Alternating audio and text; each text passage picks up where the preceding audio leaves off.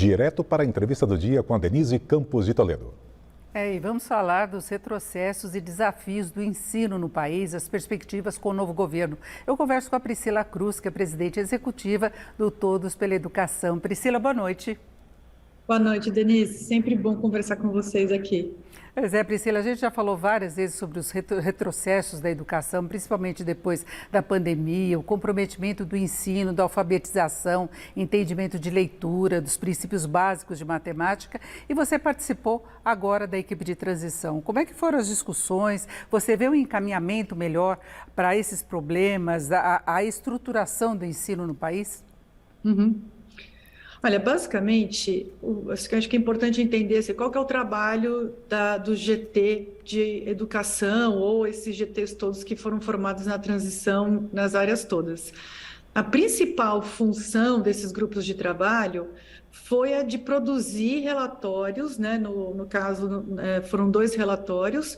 Um relatório de diagnósticos, então qual que é a situação orçamentária, qual que é a situação da estrutura do Ministério da Educação e das autarquias ligadas ao MEC, então o INEP, que faz as avaliações, por exemplo, o Enem, né, que é um exame, o FNDE, que faz a distribuição dos recursos, a CAPES, que cuida do ensino superior. Então, olhar para a estrutura e a situação dessas autarquias, produzir um relatório para que o próximo ministro ou ministra, né, assim, acho que tudo tem levado a crer que será um ministro, que é o ex-governador do Ceará, Camilo Santana, e eleito senador pelo Ceará, que esse futuro ministro ele já comece o seu trabalho agora, né, até antes da posse, ele já tem um bom diagnóstico para poder formar equipe, para poder pensar nas políticas públicas e tudo mais. Então, esse primeiro relatório, ele foi muito, ele tem essa característica de ser diagnóstico, né? Por exemplo, né, para dar aqui alguns números para a audiência, a gente pôde verificar um corte muito grande orçamentário nesse período dos 4 anos do governo Bolsonaro. Então, o Ministério da Educação perdeu 20 bilhões de reais, né, nesse tempo todo, o que fez com que muitas políticas desidratassem, né? Então, a gente não tem mais algo que a gente tinha antes, né, no Ministério da Educação, o fomento, por exemplo, à educação integral. Então, o governo federal deixou de ter uma atuação nesse fomento junto a estados e municípios por falta de recursos, por falta de interesse, por falta de prioridade, enfim. Então, esses cortes todos, eles são muito sentidos na área da educação, especialmente pós-pandemia, que é quando a gente mais precisa agora que os alunos fiquem mais tempo na escola para poder recuperar as aprendizagens que foram perdidas por conta do fechamento das escolas.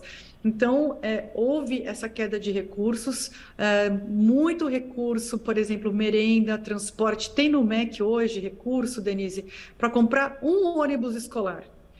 A gente tem hoje recurso no Ministério da Educação para construir uma creche. Então, os cortes foram muito profundos e esse tipo de diagnóstico entrou no relatório. E o outro relatório diz respeito às ações mais emergenciais, né? Então, o grupo da educação sugere ao ministro da Educação, ao futuro ministro da Educação, algumas ações mais imediatas que precisam ser colocadas em prática, caso contrário, a consequência lá na frente vai ser muito grande. Então, por exemplo, no INEP a gente verificou uma questão muito forte em relação a muitos servidores públicos do INEP foram pedindo demissão, acabaram saindo, né, por conta dessa má gestão que ocorreu no governo federal. Então, existe uma questão ali de pessoal no INEP, né, e precisa ser corrigida rápido porque tem o Enem para ser feito. Então, se isso não acontecer logo no começo, a gente vai ter uma consequência que vai chegar nos alunos. A mesma coisa, livros didáticos, né? Tem algumas providências que precisam ser tomadas logo no primeiro mês, no máximo no primeiro mês da próxima gestão, para não ter um atraso excessivo na entrega dos livros didáticos no ano que vem. Então, essas ações todas mais emergenciais também foram tratadas, né, pelo grupo de transição. Essa comprovação de toda a reclamação que foi feita e até argumentação para a liberação da PEC, da transição, que foi detectada um problema muito sério, né? Essa escassez de recursos que você falou, que interrompe determinadas ações. Agora, a preocupação maior é com o ensino fundamental na definição de uma política do ensino no país, da reformulação da educação? Uhum.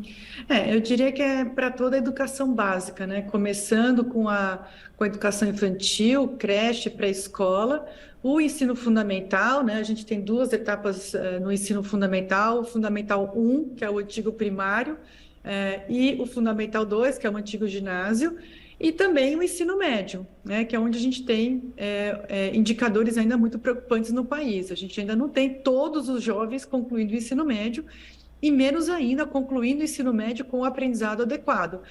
Então, toda essa trajetória da educação básica, começando pela creche, pela pré-escola, até o ensino médio, né, a gente precisa melhorar muito. Por exemplo, a educação profissional.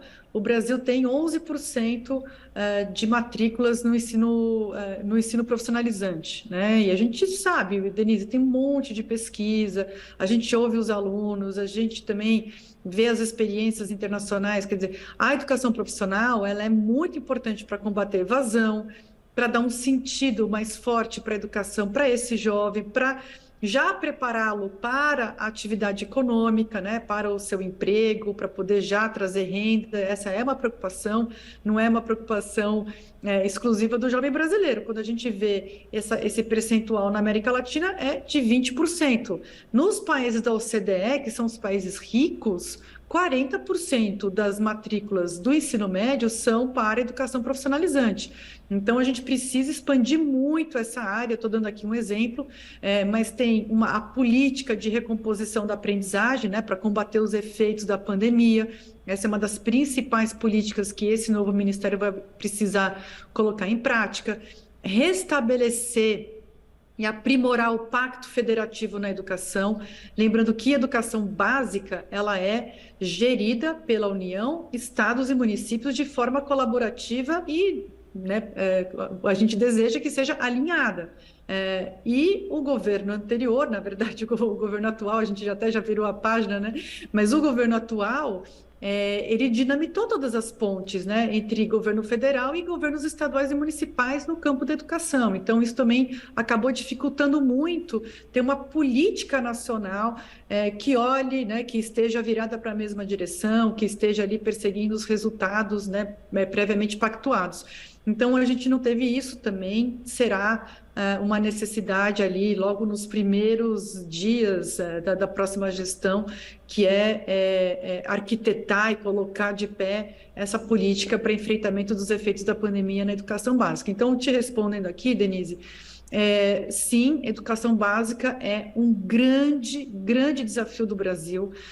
Isso não significa que a educação básica ela é concorrente ou ela tem que ocupar o espaço do ensino superior de forma alguma, mas a educação básica precisa ter uma atenção maior, porque é onde tudo começa. O nome educação básica não vem, não é à toa, né? Não vem do nada. É a educação básica que dá depois a base para que esse aluno ingresse na universidade, ingresse no mercado de trabalho, seja um cidadão com todas as suas obrigações sendo cumpridas. Então, cuidar da educação básica é muito importante. E eu finalizo essa resposta, Denise, dizendo o seguinte, a escolha do Camilo, que vem de um estado que tem uma experiência muito exitosa na educação básica, que é o Ceará, e a escolha da Isolda, né, a Isolda Sela, que hoje é a atual governadora do Ceará, né, que era a vice do Camilo, ficou no lugar dele quando ele saiu para concorrer para o Senado.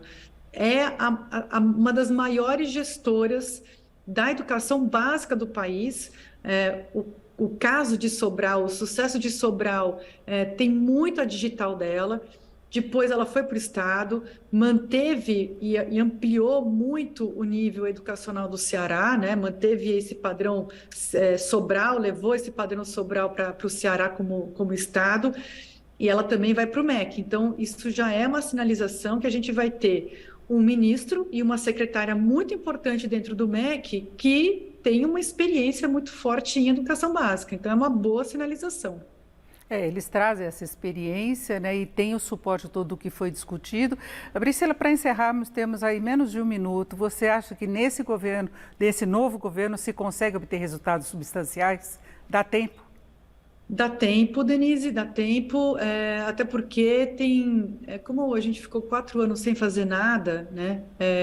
Quando eu falo a gente, estou falando do governo federal ainda, que está ali sentado no MEC, né? Então, no fundo, assim, tem muita coisa para ser feita.